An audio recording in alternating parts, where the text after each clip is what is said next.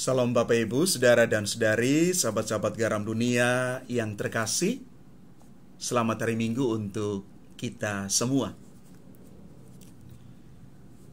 Jalan hidup Raja Daud itu terbilang istimewa. Ia hanya seorang gembala domba ketika Tuhan mengutus Samuel mengurapinya menjadi raja atas semua orang Israel.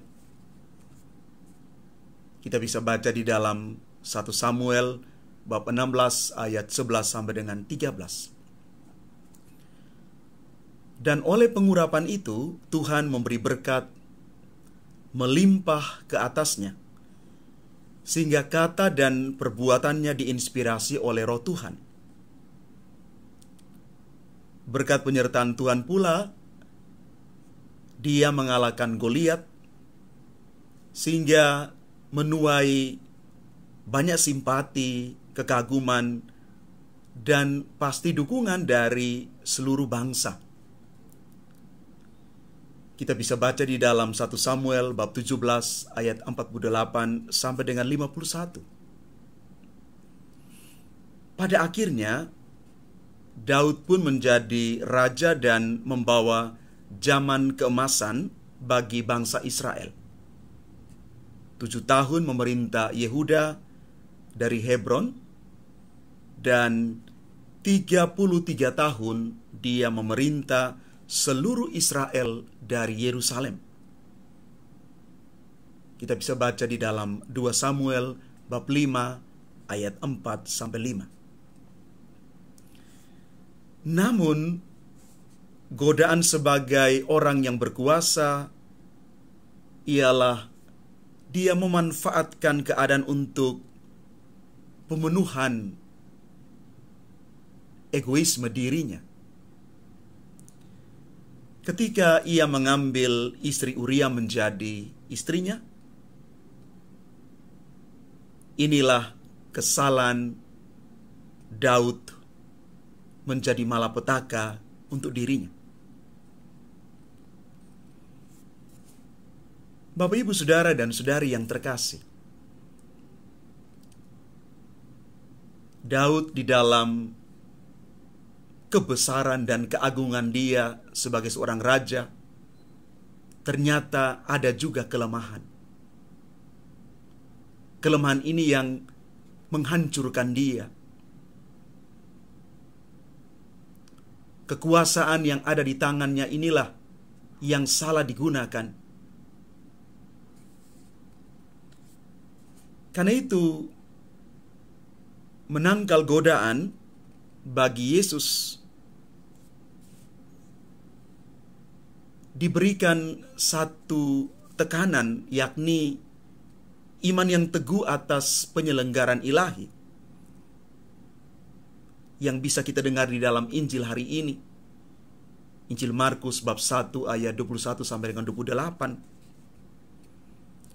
Yesus tahu bahwa para murid yang bersama-sama dengan dirinya belum punya iman yang teguh.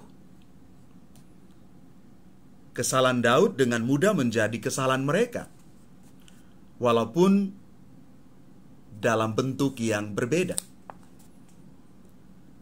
Maka mujizat meredakan badai di danau disertai dengan kritikan atas mereka mengingatkan para murid bahwa beriman kepada Tuhan itu tidak boleh setengah-setengah. Iman harus ditegakkan sepenuh keyakinan, sehingga iman itu berdaya guna dan menjadi berkat bagi karya pelayanan para murid, dan juga menjadi berkat bagi siapa saja yang mereka layani. Pendidikan tahap awal untuk para murid sudah dimulai. Tinggal hasil yang membuktikan apakah pendampingan Yesus itu sungguh-sungguh bermakna bagi mereka. Maka Bapak, Ibu, Saudara, dan Saudari yang terkasih, pesan iman ini berlaku juga bagi semua orang Kristiani masa kini. Dunia modern cenderung memisahkan iman dari hidup sosial. Namun orang Kristiani perlu menjadikan iman itu sebagai inspirasi bagi seluruh hidup. Iman memberi batasan moral untuk diperhatikan, sehingga orang tidak melangkah secara membabi buta, tetapi dengan cara-cara yang bermartabat, sejalan dengan nilai-nilai Injili. Kita perlu menghindari godaan memanipulasi kekuasaan dan jabatan untuk kepentingan pribadi. Sebaliknya, kita menggunakannya sebagai sarana untuk melayani banyak orang. Dengan itu, sebagai manusia, kita dibenarkan di hadapan Tuhan dan sesama. Maka mari Bapak Ibu, Saudara dan Saudari yang terkasih di dalam Tuhan, kita mau berjalan di dalam permenungan kita hari ini,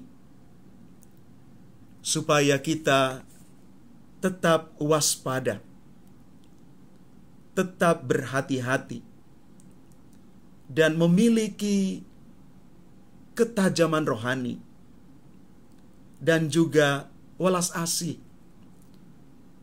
Ketika kita dipercaya,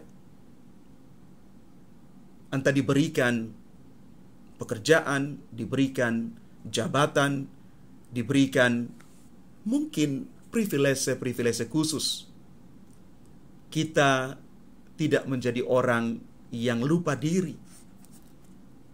Kita tidak menjadi orang yang memanfaatkan kesempatan. Mumpung saya berkuasa, mumpung saya diberikan jabatan, mari kita menjadi orang yang benar di hadapan Tuhan dan sesama. Kita menggunakan apapun yang dipercayakan kepada kita secara bertanggung jawab. Karena yang paling utama adalah kita akan dibenarkan di hadapan Tuhan dan sesama. Karena kita memperlihatkan nilai-nilai hidup sebagai para pengikut Kristus yang benar, yang baik, dan dapat dipercaya. Tuhan memberkati kita sekalian. Amin.